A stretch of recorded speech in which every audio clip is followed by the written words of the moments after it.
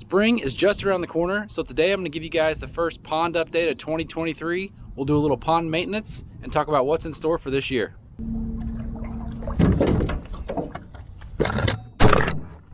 First and foremost, let's talk water level. Are we full yet? Nope. We got 1 3/4 inch of rain yesterday, which brought this up quite a bit. But as you can see here, looking at the overflow, our high water mark last May was right about there. So we still need a good 6-7 inches before we're matching that. However, given that it's only early March, my guess is we're going to exceed that high water line, and maybe we'll see it full this year. Yesterday, as the water rose, that coupled with the wind did a number on the dock and kind of knocked it off its footing here a little bit. You can see my tension lines aren't quite taut anymore, so we'll have to fix that. This dock is now about 3 years old and holding up nicely. Could use another coat of stain this summer. But other than that, everything's looking good. I've seen a handful of fish at the shoreline already this year. We're all really looking forward to beginning to fish out here as these fish start to grow a little bit more. This beach was a wonderful addition last summer. Also looking forward to enjoying that with friends and family this year. But right now we got to jump out in the boat and do a little maintenance.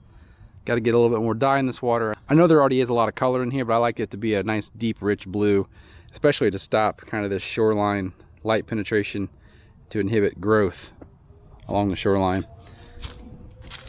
And we'll throw in some bio blocks and just cruise around in the boat a little bit and make sure it still floats.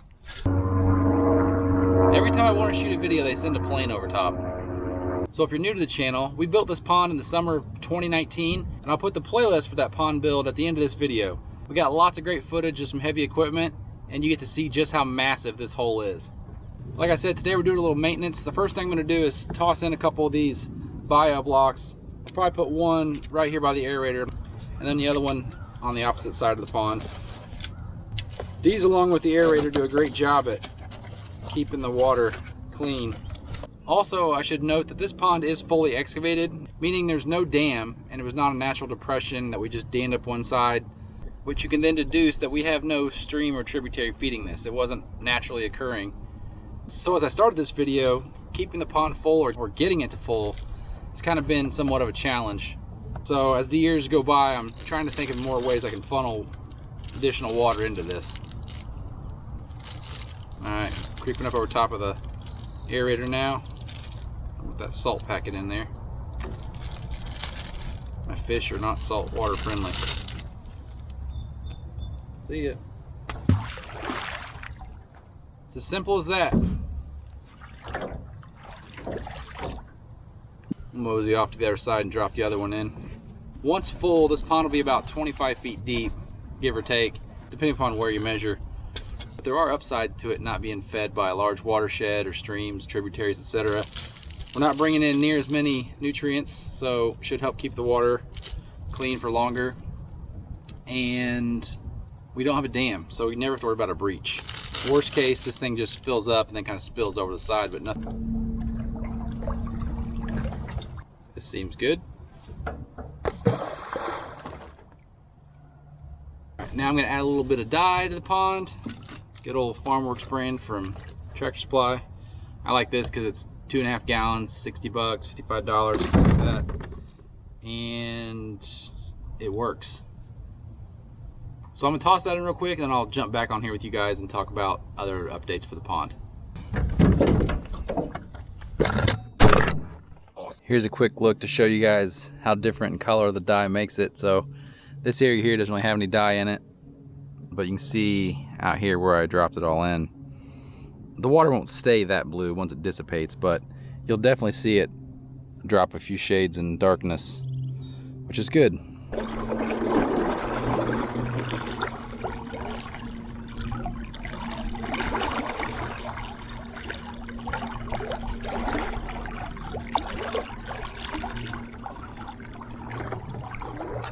Alright, we got the bio blocks and the dye in. I shored this up a little bit. This whole area needs to be finalized and reworked a little bit. Long term, once we know what our water level will be, I'll probably take some posts and set for the back end of this gangway.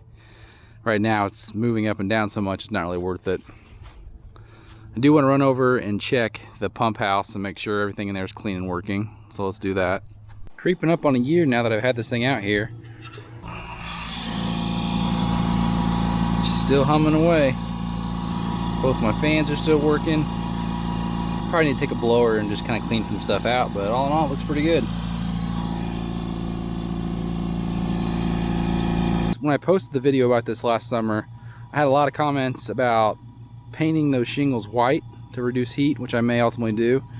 Also, some folks suggested potentially closing those side ports and just leaving my end ones with the fans going and having it run straight across as opposed to having the intake ports. I'm not sure what I'll do, but I might experiment with that this summer. That's really all the maintenance I wanted to accomplish today. It's not much, but keeping algae off your pond is a long game. You got to start early and be methodical, otherwise you're going to be behind the 8 ball. Because when you start to see algae on your pond, it's already too late. So what other projects are in store for the pond this year? Well, the biggest one that I haven't done yet is fish habitat. And I'll show you some of the stuff I have up by the barn that's going to be dropped in. Obviously looking forward to swimming out here like we did in the years past, but now that this pond is fully stocked and the fish are starting to grow, looking forward to doing some fishing. I do probably need to restock some feeder fish this spring, fathead minnows and shiners. So this here is going to be the base of most of my fish habitat. Some inserts from IBC totes and some extra 55-gallon drums that I had from when I built the dock and gangway. With the IBC totes, I'll probably drill a bunch of holes of varying sizes in there so the smaller bait fish can kind of go in and out and hide. And with the 55-gallon drums, I'll do something similar, but I'll also be taking some 1 1/4 inch or 1 inch water line that I have left over from other projects laying around and put runs coming up out of each side, almost like a Christmas tree.